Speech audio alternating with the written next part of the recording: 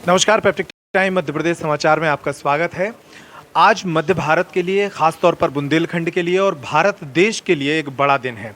Hindi belt जितना है भारत का, उसके जो धर्म जगत के एक बड़े संत हैं, जो आयु में भले युवा हैं, लेकिन देश भर में और अंतर्राष्ट्रीय स्तर पर जिनकी ख्याति इन दिनों आसमान छू रही है, ऐसे पंडित धीरेन्द्र कृष्ण शास्त्री जी, जिन्हें बागेश्वर सरकार के नाम से पूरा देश जानता और पहचानता है।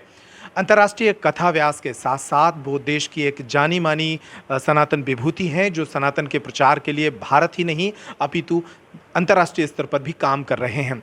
आज उनका जन्म दिवस है और बागेश्वर धाम पर इसे बहुत बड़े महोत्सव के रूप में मनाया जा रहा है।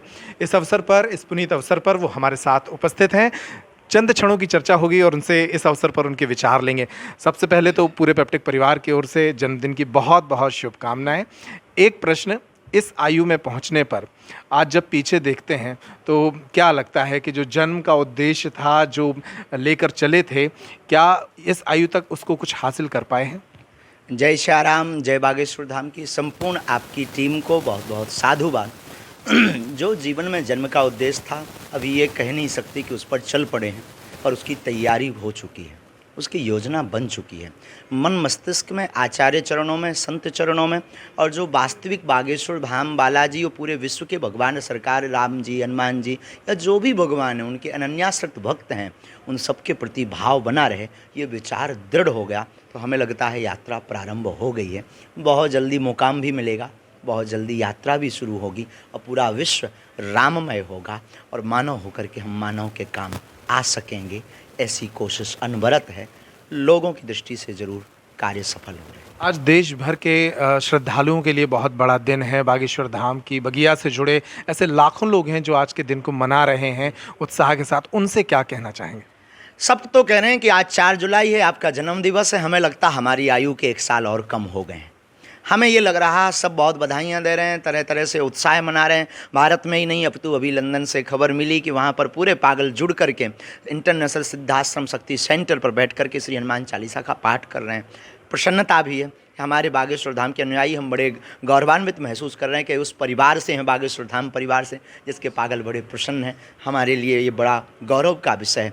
परंतु हमारी बुद्धि कहती है कि अभी बहुत कम समय है, बहुत कम समय में बहुत ज़्यादा सनातन का कार्य करना है। सनातन मतलब कोई धर्म की केवल कट्टरपंथता की बात नहीं कर रहे। सनातन मतलब मानवता, सनातन मतलब संस्कृति, सनातन मतलब भारत विश्व गुरु बने, इसका ध्येय है हमारा।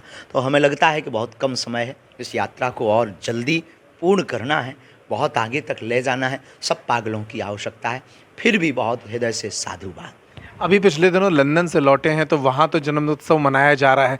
क्या इसके आगे भी कोई योजना है अंतर्राष्ट्रीय स्तर पर और आगे सनातन के प्रचार को ले जाना है? पुनः सितंबर में वहाँ जा रहे हैं और अभी जुलाई के महीने में ऐसी खबर आई है, हमारे पास सूचना आई है, उसको आगे ऑफिशियल रूप से जानकारी दी जाएगी। पर मॉरिशस में आगामी जुलाई में तो 1-2 दिन का वहाँ प्रवास है और इसके बाद फिर वहाँ पर भी वहाँ के जो प्रधानमंत्री हैं, जो वहाँ के महापुरुष हैं, सनातनी संस्कृति को मानने वाले, उन लोगों ने संदेशा भेजा है। हम बहुत जल्दी वहाँ जाएंगे। वहाँ भी सनातनी संस्कृति की चर्चा, मानव होकर के मानव के काम आकर के मानवता का पाठ पढ़ाएंगे। देश भर में आपके शिष्य हैं और हैप्पी बर्थडे जब लोग मनाते हैं तो कोई उपहार जिसका जन्मदिन होता है उसके लिए लेकर आते हैं, तो शिष्यों से क्या उपहार चाहेंगे आप? वाह, बहुत सुंदर। ये आपने बहुत ऊंचा प्रश्न किया अभी तक की वार्ता में।